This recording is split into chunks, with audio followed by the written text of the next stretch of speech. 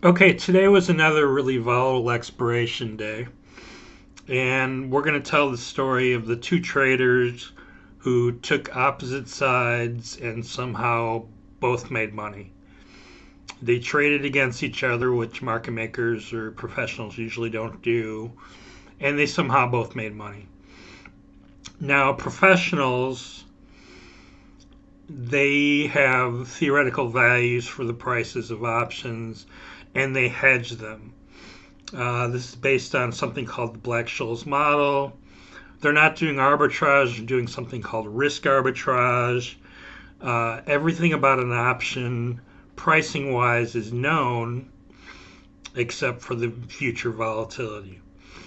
It's based on the strike price, it's based on the underlying interest rates. Everything is known except the future and how wacky it's going to be. And the first people that were brilliant enough to come up with the Black-Scholes formula, which was actually just a heating formula. Uh, they were so smart that they would buy some options that they thought worth $5 for $4. And from what I understand, they weren't smart enough to hedge them, and they lost a fortune. The point is you don't just buy a call for $10 and just hold on to it. You sell stock against it. And everything is really straddles. And we'll talk about straddles later, but that's buying and selling at the same strike. So let's look at Tesla. Tesla last expiration. Uh, the 20th was, it closed around, like somewhere around 420, something like 423. And you could sell that straddle for probably like $25. And let's say you got a guy and he's like, hey, it's Christmas time. I'm in Chicago. The weather's going to suck. That's $25 in premium. They're not even trading on Wednesday. That's a free day of theta, which is the amount that these options expire in. On expiration week, they have tons of theta, $20 in premiums that need to decay in a hurry. He's like, I'm just going to go to Colombia. I'm going to do some cocaine, hang out on Playa Beach. And I knew these guys. And he's like, I'm not even going to bring my electronics. I'll just tell my clerk to clean up on expiration day. And he's gone. He's lying on the beach. He's not even paying attention. He's like, there's no events in Tesla. I'll come back and see where it is. Now, that's not the smartest thing to do, but I've known people that do it. And depending on how little he cares and how much money he has a fabulous time. In Colombia on Playa Beach, he's coked out of his mind. I'm not saying that that's what you should do, but I used to know a guy who did so much cocaine on the floor that he could stick a spaghetti noodle through his nose and whip it back and forth, or a string. This is not a good way to live a long life, even if you are making a lot of money. Now, let's say the other market maker, the other professional, she's like, man, like 20 something dollars in premium. That's a lot of premium for a week, but and if you look at the video I made last week where I talk about how Jim Cramer says these short-term options are nothing but gambling and I think they cause domestic abuse, she's like, Tesla was down $21, then it was down 7, then it was down 15, then it was up 7, it was unchanged before the close, and then it dropped $15. I think I'm going to be here. I'm going to work while this guy's on vacation. I think I can make some money. And look at the range that this thing had from December 20th to the past week. It traded as high as $470 something dollars. My mouse isn't working. This is embarrassing. Traded as high as 463, which is, like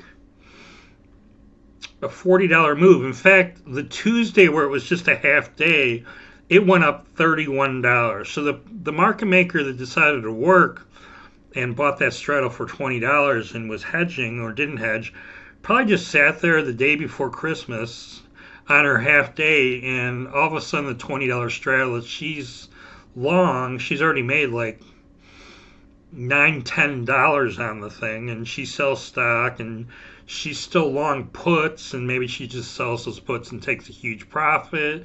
Maybe she figures there's still some volatility. Meanwhile, the guy's in Colombia. He has no idea what's going on, and she's making money. She locked in profit.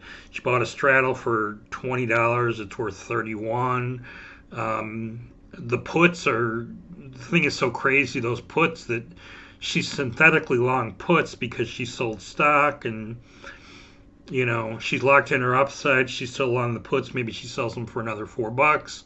Maybe she just waits for the downside. Maybe she just figures this thing's crazy. Who knows what? She's locked in a profit. She can't lose. And in the meantime, Tesla falls $25 on expiration day. And the guy who was doing cocaine and living it up, his clerk cleans it up. He sold a $20 straddle. In 5 days, it only moved $7. He made $13.